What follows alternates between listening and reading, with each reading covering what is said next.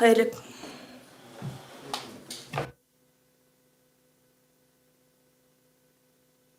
Хайрлы хөрмәтле коллегалар, Казан Федераль университетінің тұтар журналистикасы бөлігінен қабыл етуге бағышланған матбуғат конференциясын башлап жіберебіз. Һәм безнең бүгенге спикерлар Рәдиф Рифкатуллы Җамалетдинов, Казан Федераль университетінің филология институты директоры, Шамил Мөхәммәтуллы Садыков Татмедиа акционерлік җәмгыятінің генераль директоры, Рамис Нурмөхәммәтуллы Латыпов Интертат электрон газетасының баш мөхәррире һәм Дәрҗиманова Зилә Нәгыйм кызы тұтар журналистикасы бүлеге студенты. Рәдиф Рифкатуллы кыскача гына институт турында гомумән менә шушы юнәлешкә ничә студентны кабул итәргә әзерләнәсез? Түләүлеме ул, түләүсезме ул? Бик зур рәхмәт, хәерле көн, хөрмәтле хезмәттәшләр. Барыгызны да Казан Федераль университетының филология һәм мәдәниятара багланышлар институты коллективы җитәкчелеге исеменнән сәламлыйм. Безнең программаларга, безнең проектларга игътибарлы булуыгыз өчен бик зур рәхмәт сезгә. Бездә хәзер бүгенге көндә кабул итү кампаниясе бара. Бездә дип әйтүем, гомумән югары уку йортлары системасында безнең инде институтка килгәндә филология һәм мәдәниятара багланышлар институты, без сезнең белән һәрвакыт элемтәдә нинди ситуация бүгенге көндә һәм нинди яңалыкларыбыз бар. Кабул итү белән бәйле рәвештә без быел барлыгы 460 бюджет урынына балалар кабул итәчәкбез һәм тагын 600-дән артыграк бюджеттан тыш урыннарга да балалар килер дип өметләнәбез. Былтыргы белән чагыштырганда бу бюджет урыны саннары 39-га күбрәк. Сез инде матбугат битләреннән дә күргәнсездер. Гомумән Россия күләмендә быел бюджет урыннары алар былтыргы белән чагыштырганда күбрәк. Иң зур конкурс институт буенча алганда, әлбәттә, инде ул чит ил белгечлектәре белән бәйле. Бүгенге көндә бер урынга 40-тан алып 50-гә хәтле гариза белән балалар дәгъва итәләр бер бюджет урынына. Инде без бүген сөйләшә торган белгечлектәргә килсәк, беренчедән мин менә бу журналистика белән бәйле белгечлеккә күчкәнче кыска гына Габдулла Тукай исемендәге Милли мәдәният һәм мәгариф югары мәктәбе турында әйтеп үтәсем килә. Ул безнең институтның бер югары мәктәбе, өч югары мәктәпнең берсе.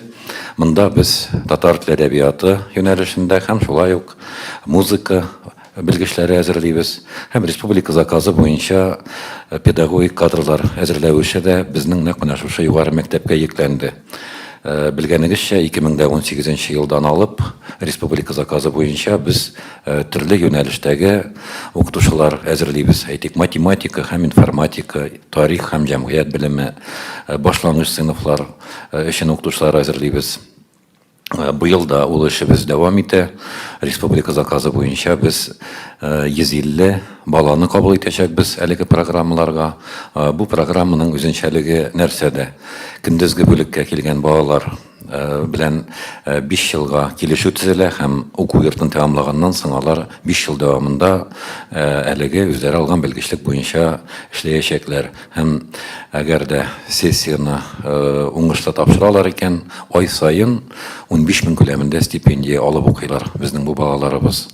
Кабатлап әйтәм, бу проект республика заказы буенча алып барыла. Без аны республикабызның мәгариф министрлыгы белән бергәләп оештырдык һәм шулай итеп бүгенге көндә дә эшләп киләбез. Документларны без әле 29 июльгә хәтле кабул итәчәкбез менә бу юнәлешләргә, башка юнәлешләргә, татар теле әдәбияты һәм музыка юнәлешенә бары тик 25 июльгә хәтле кабул ителә. Татар теле әдәбияты һәм музыка юнәлешенә 25 июльгә. Калган белгечлекләргә институттагы безнең тагын 30 белгечлегебез бар, документларны 29 июльгә хәтле кабул итәбез.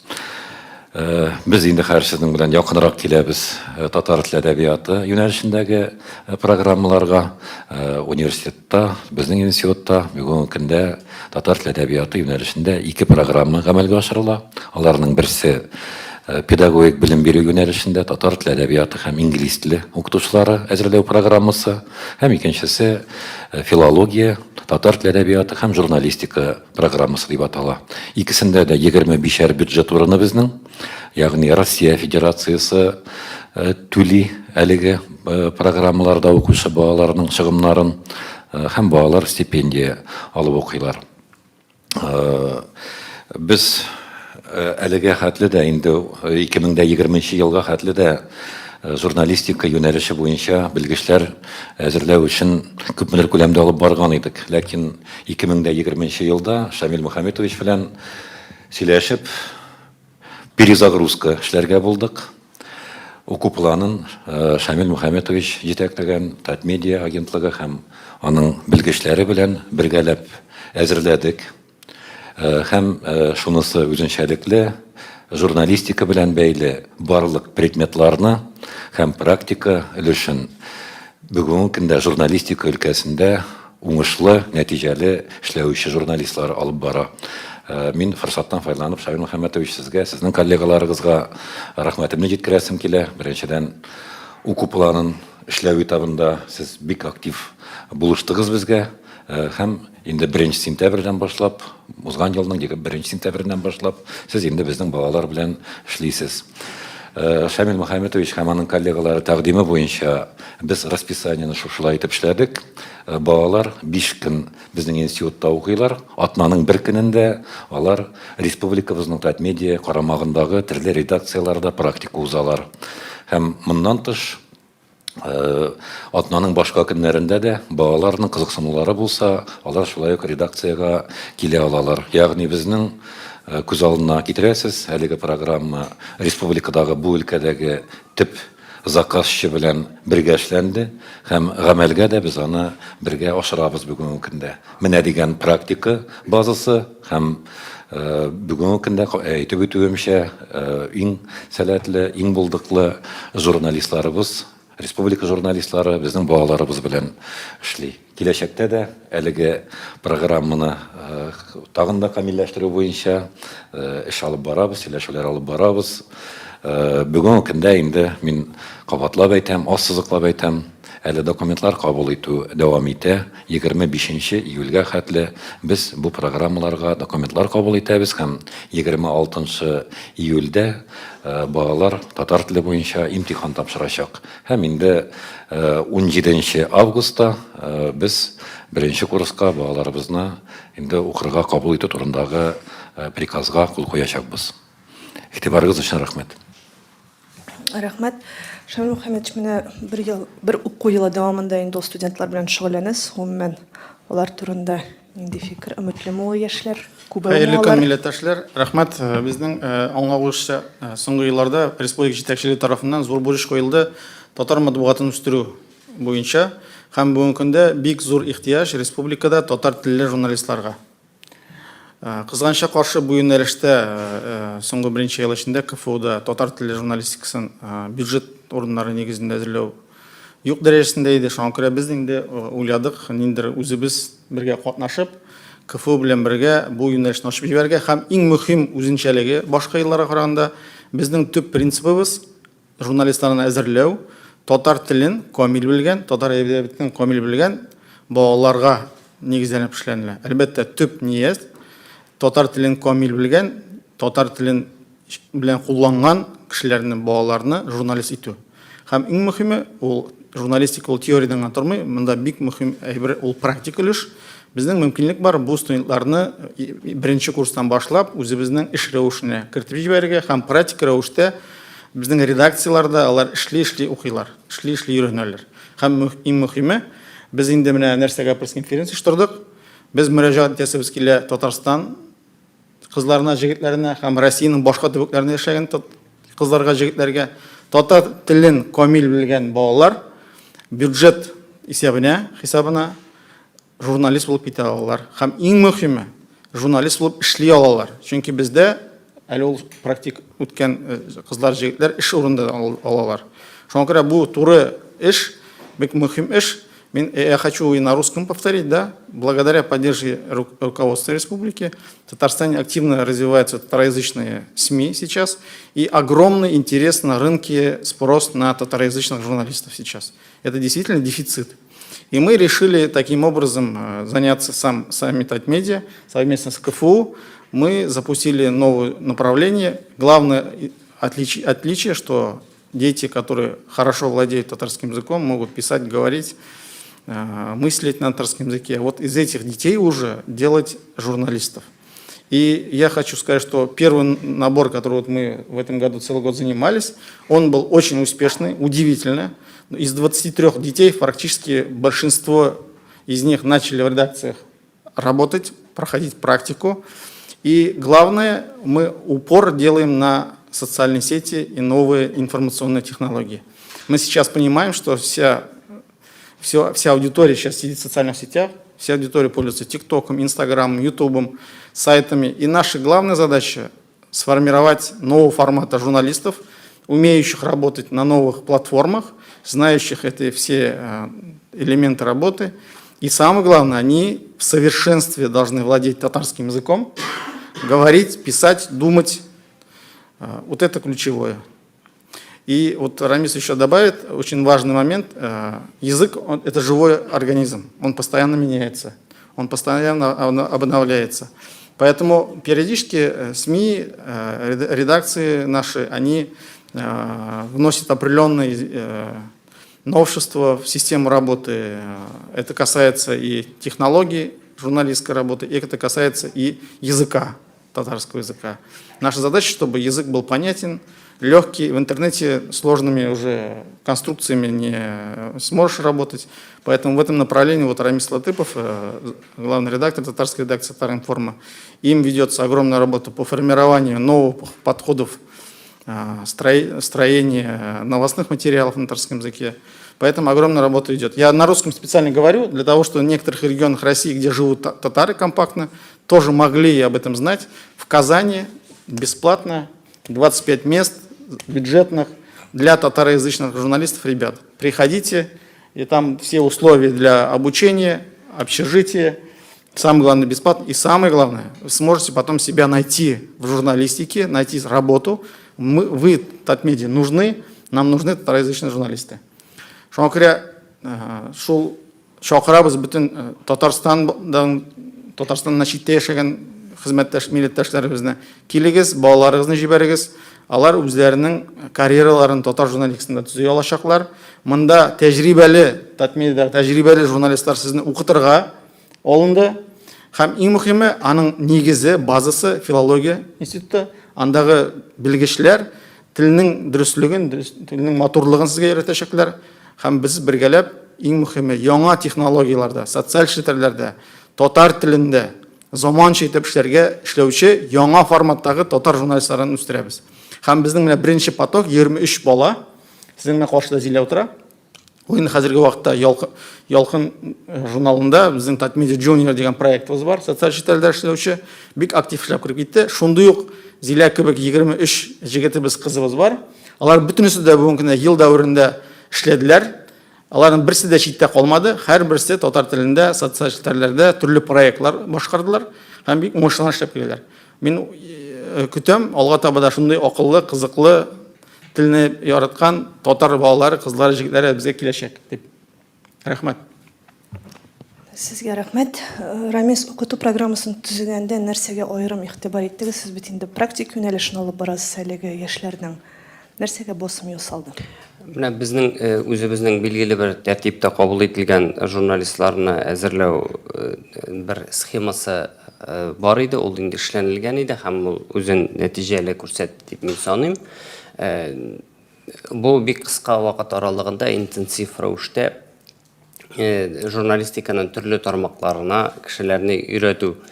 Менә без монда ярты ел эчендә, мәсәлән, беренче ярты еллыкта анда кешеләр яңалык та язып карадылар, тәрҗемә дә иттеләр, алар интервью да алып карадылар, матбугат конференциясендә хәбәр дә яздылар, матбугат конференциясендә катнаштылар, сторис куйдылар, пост куйдылар. Һәм менә булар барысы да менә шушы атнага бер дәрес вакытында, атнага бер дәрес укыганда шушы вакыт аралыгында эшләнелде. Бу нәрсә өчен кирәк? Менә кеше үзен төрле юнәлешләрдә сынап карый ала. Социаль челтәрләрдә кемгәдер мәсәлән видео белән эшләү ошый бит инде, кемгәдер бәлки текст белән эшләү ошыйдыр, әмма алар бөтен өстендә эшли белергә тиеш.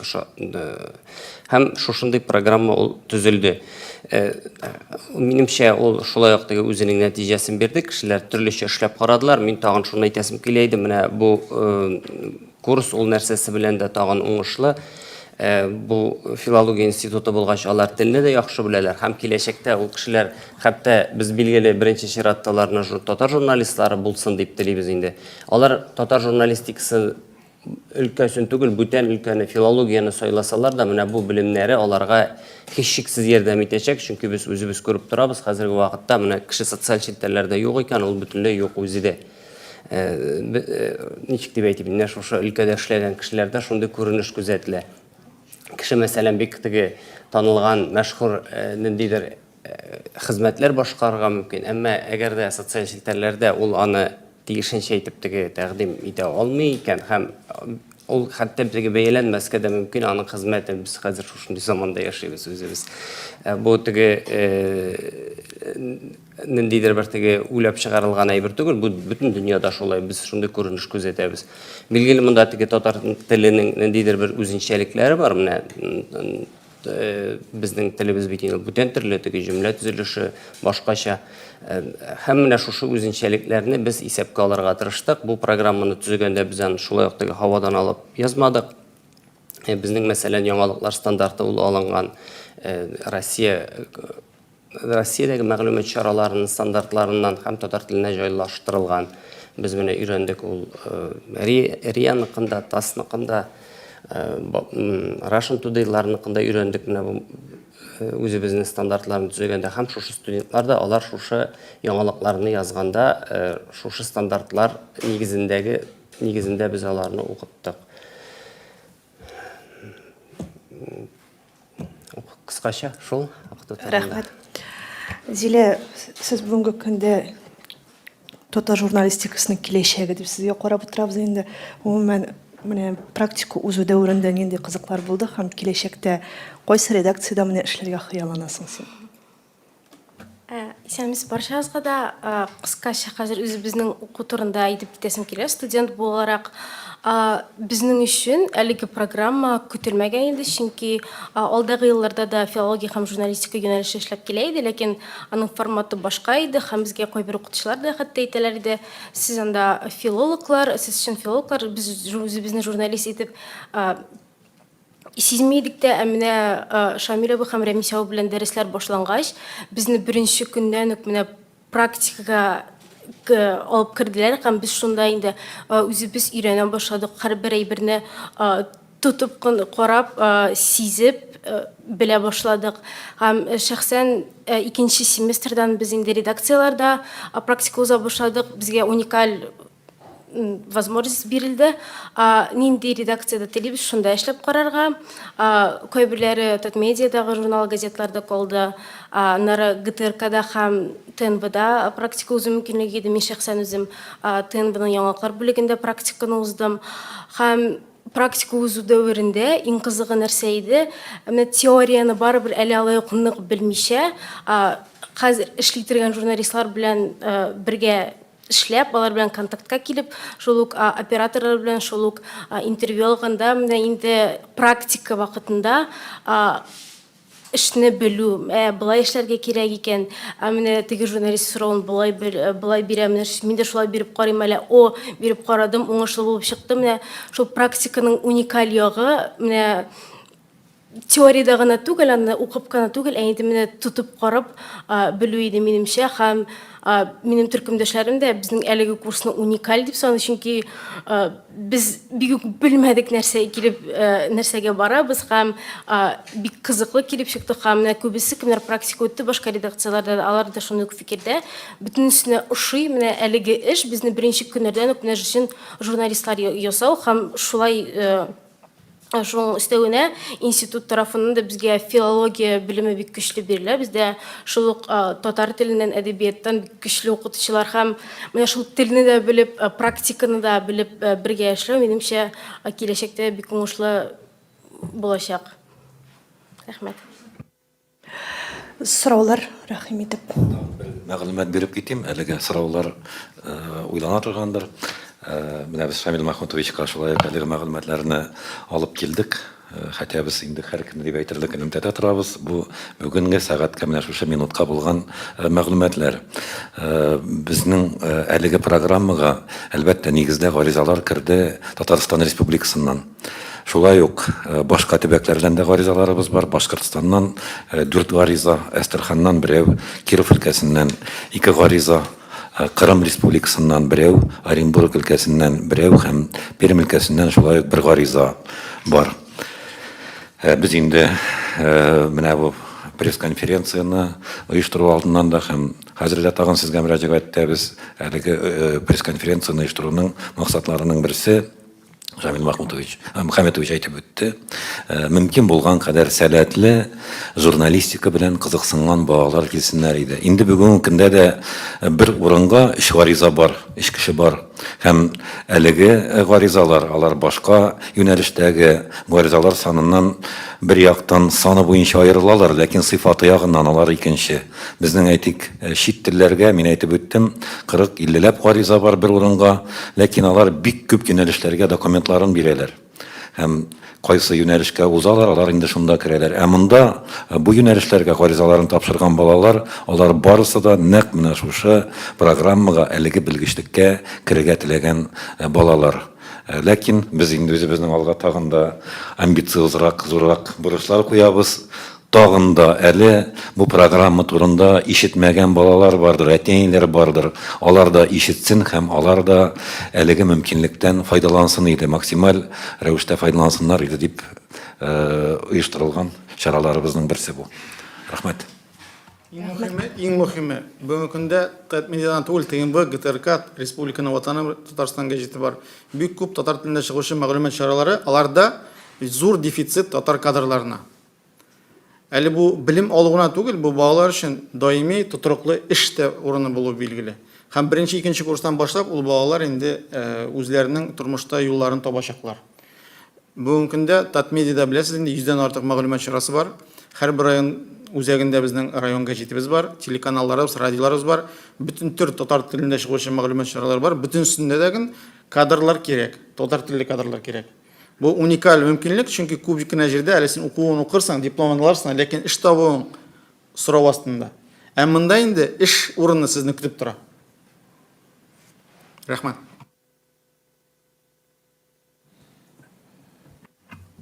Хәерле көн, Грәс Ибраһимова, Татар-Информ. Хәзер бит безгә гаризалар килә, менә бүлеккә керү өчен. Хәзерге вакытта ЕК нәтиҗәләре буенча иң зур балл, проходной балл дибез инде хәзер ничә бара? Сез беләсезме, безнең әле документлар кабул итү дәвам итә дип әйттек. 25 июльгә хәтле без русча әйтеп әйткәндә проходной кирип китү балы инде улыймы? Ул турыда әле бүген сөйләшә алмыйбыз. Чөнки документлар кабул итү дәвам ителә. Без әле белмибез, тагын 1 сәгатьтән нинди баллар белән кемдер килер, иртәгә тагын кемдер килер. Шуңа күрә без ул нәтиҗәне ясый алачакбыз 25-26 июль көннәренә. Тулайым алганда безнең 200дән зуррак баллар белән керәләр әлеге программаларга. Мин әйтер идем, менә бу татар тел әдәбияты һәм аерым алганда журналистика белән бәйле белгечлеккә шулай бик әзерлекле балалар килә. Ләкин бүгенге көндә әле керү балын без әйтә алмыйбыз, чөнки бүгенге көндә документлар кабул итү дәвам итә. 100 балл, 200 балл җыеп килүче балалар юкмы? Белмисезме? Без бу мәгълүматны өйрәнәбез бүгенге көндә. Әлегә 100 балл белән документлар тапшырылышы булмады кебек бу юнәлешкә. Башка юнәлешләргә бар, бу юнәлешкә юк кебек. Сіз тәжірибелі журналистлар оқыташақ деп айттыңыз. Бірнеше кішіні айтсаңыз, еді кімдер алар? Һәм икенче сұрау, менә бу оқу дәврендә бит Татмедиага килеп практика үтәр дидегез. Алар алга таба эшләргә тиеш булармы Татмедиада? Бу мәҗбүриме? Мәҗбүрилек юк, әлбәттә мәҗбүрилек ул яхшы әйбер түгел. Без инде үзебезгә бөтен студентларны да теге тикшереп кенә алабыз. Татмедиа битендә ул профессиональ оешма. Шуңа күрә безгә дә таләпләр зур. Biz indi bu bağlar arasında özümüzden söyleyip alabız. Kim kirek, kimnin uğraşlarak. Tecrübeli jurnalistler arasında elbette tezgit rəqəmini Rəmis Latıpov, Alsu İsmagilova, İlnaz Fazulin, bizning Gülüse xanım var İdil jurnalında, mine şuşu jurnallar qol qoydular özlerine şuşu jurnalistlerini. Bundan tış seriye Habibulinni bartayın bu da bizning GTRK-da Mürşidem yo'quyman da ko'rinadi yo'q. Mürşida bizning bar Алар инде журналистларны эш дәврендә өйрәтәләр, укыталар. Гомумән татар журналистикасында билгеле булган, иң зур, иң танылган журналистлар, бүгенге көндә практик тәҗрибәле булган журналистлар, аларны укыту, практик яктан өйрәтү белән шөгыльләнәләр. Шамил Мөхәммәтович үзе безнең балалар белән эшли. Шуңа күрә мин аны аерым ассызыклап үтәсем килә. Үзебез күпчелегебез менә монда утыручы журналистлар, Рәмис дигән без татар журналистикасы белгечлеген үз вакытында бетердек. Без үзебезнең саныбыз Флоритовый укучылары дип, элеккеге татар журналистикасында булган традицияларны яклап, саклап калучылар дип уйлыйм, чөнки без тырышабыз менә шушы Флорит абый Агзамов заманында булган татар журналистика традицияларында тәрбияләү, татар журналистларын әзерләү шушы тәҗрибәсен саклап, алга таба үстерү ягында торабыз. Чөнки әлбәттә төп момент беренчесе тел белү, икенчесе инде практик өйрәнү, редакциядә торып өйрәнү. Чөнки Флорит абый әйтә, әгәр дә сез икенче курстан инде башлап редакцияларга практика җыри башламасагыз, 5нче курска сездән журналист чыкмый дип. Без беренче курстан ук башладык. Без беренче курстан башладык, безнең тагын да кечерәк юнәлеш дип уйлыйм. Чөнки әгәр дә журналистика ул тулысынча укытучы тарафыннан кулга кул тотып шәкертләрне укыту нигезендә генә бар. Әлбәттә, без генә ел эшләдек бу программаны гамәлгә ашыру буенча. Ул 4 ел дәвамында барачак әлеге эш. Шуңа күрә алдагы курсларда без инде Шамил Мөхәммәтович белән сөйләштек. Укып бетергәнче, балалар укып чыкканчы безнең якынча күз аллабыз бар. Теге яки бу курсны кем укытуы буенча Шамил Мөхәммәтович ул бүтән картларны әлегә ашып бетерми. Күпмедер күләмдә сер буларак та саклый торгандыр. Без әле 3нче, 4нче курсларда тагын башка журналистларны да чакырачакбыз. Айтып килешкән идек. Монда менә ул килеп, мәсәлән, анда уку вакытында безнең Рузилә Мөхәммәтова мәсәлән имтихан биреп күрсәтте, интервью алып күрсәтте инде, һәм күпмедер дәрәҗәдә менә шушы интервью буенча имтихан алуда дип әйтеп инде катнашты. Менә бу журналистларның редакцияләргә килүе, ул үзе шулай ук менә зур тәҗрибә, һәм мондагы теге бу журналистларның укытуда катнашкан һәр кешене монда әйтеп бетереп тә булмый торгандыр, чөнки мәсәлән Ялкынга килделәр, анда Ялкынның бүтән коллективы белән таныштылар. Менә безгә килгән студентлар алар шулай ук бездәге бүтән журналистлар белән таныша, аралаша алдылар. Теге теләге булган кешегә монда өйрәнергә минемчә теге мөмкинлек зур. Ул һәрберсеннән тәҗрибә аларга мөмкин. Бу теге кабинетта утырып өйрәнү түгел, редакциягә килеп өйрәнү. Мин шуны әйтеп китер идем. Рәхмәт. Исәмс мәгариф редакциясыннан без 12нче елларда, 11нче елларда шулай журналистик белгечлеген бетергән студентлар, кергән студентлар идек. Бу практика беренче курстан ук булды, төрле редакцияларга йөри торган.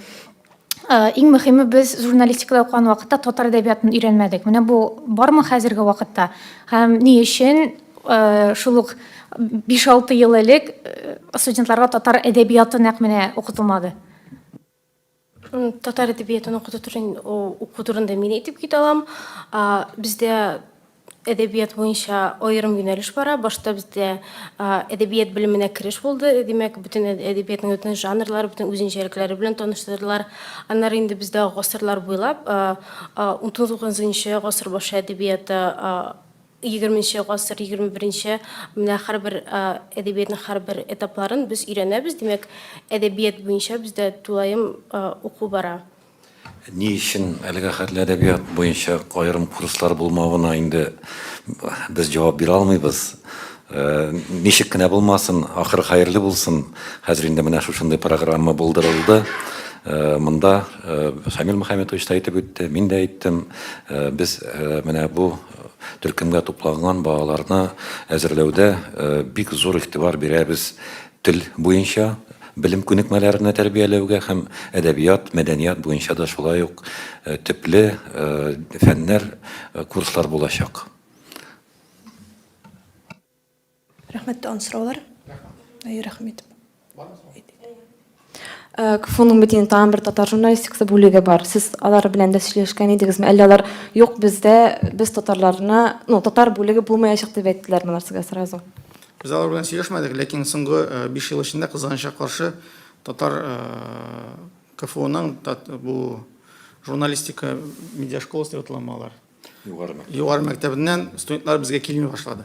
Бер мизгелдә без тойдык, журфактан безгә студентлар килми башлады. Һәм без шушы нияттән инде алындык үзебез укытырга. Минем аңлавымча анда мин түгел генә белмим, ләкин минем аңлавымча анда татар журналистика кафедрасы ябылды һәм бюджет урыннарында укыту, татар журналистларын бюджет урынында укыту туктатылды. Хәзер ничектер белмим, ләкин шул соңгы елларда шундый хәл иде. Шуңа күрә инде без менә Рәфкәч белән озак кына сөйләшүләр алып бардык. Алар тарафыннан да бу инициатива безгә дә кулай булды. Без инде татар журналистларын әзерләүне үз кулыбызга алырга мәҗбүр булдык Рәфкәч белән, чөнки бу юнәлештә берникадәр пауза бар килде. Мин бик кыска гына мәгълүмат биреп китә алам. Бүгенге көндә университетта шулай ук аерым журналистика югары мәктәбе бар. Леонид Толчинский җитәкчелек итә әлеге мәктәп белән, һәм анда уңышлы гына журналистлар әзерләү эше алып барыла. Ләкин анда белгечләрне нигездә рус теле нигезендә әзерлиләр. Кызганычка каршы татар журналистикасына бюджет урыннары соңгы вакытта бик нык кимеде. Без инде менә шушы үзенчәлекләрне һәм ситуацияны өйрәнеп, Шамил Мөхәммәтович белән шундый карарга килдек. Һәм рәхмәт безнең инициативаны хуплавыгыз өчен. Һәм бүгенге көндә миңа калса татар журналистикасы өлкәсендә кадрлар әзерләү буенча әлеге өлкәгә без матур гына эшне башлап җибәрдек. Һәм инде киләчәктә бергә монда утыручы журналистларга да мөрәҗәгать итәм, әлеге эшне уңышлы гына алып барабыз дип өметләнәбез. Иң мөһим мәсьәлә ул татар мөхите. Татар журналисты барга килә, әгәр дә татар мөхите булса гына. Кызга менә безнең сөенечкә бу татар мөхитен без күреп алдык. Филология институтында анда татар җаны бар, анда татарча сөйләшәләр, тулы татар телле дөнья, татар шушы мөхитендә үскән бала, аннан яхшы татар журналисты чыгачак дигән безнең ышанычыбыз бар. Әгәр дә татар телле кулланыш булмаса, нинди белгечләр әзерләү булырга мөмкин ул? Һәм менә сез бу бәяләп карый аласыз Зиләрнең видеоларын, анда ул заманча да, анда менә шушы нәкъ менә татар мөхите дә бар. Алайса менә еш кына шундый татарча видеоларны күрергә туры килә. Күпмедер әйтсәң дә ул теге чын татарныкы түгел, менә тәрҗемә дип әйтик инде. Икенче төрле теге үзенчәлекле юмор анда. Менә мәсәлән сез Зиләнеке карасагыз, чынлап торып менә чын татар видеосы мин Татмедиа Junior'ның аккаунтларында кирип карыгыз, Ялкын журналының аккаунтларында, YouTube'да, Instagram'da менә Зиләнең видеоларын, анда чиста татар телендә эш алып барыла, татар мөхите бар, һәм урыс телләрен кыстырмыйча гына чиста татар телендә эш бара. һәм күрсәткечләр дә бар бит була. Ләкин ул беренче курста гына. Әле беренче курста гына әле. Бик кыйнамагыз. Әле 3 ел вакыт бар, Алла бирсә, менә дигән дәрәҗәгә ирешерләр алар. Зиләгә күп итеп уңышлар, сезгә күбрәк яхшы студентлар, сезгә хөрмәтле коллегалар, хәерле имин көннәр.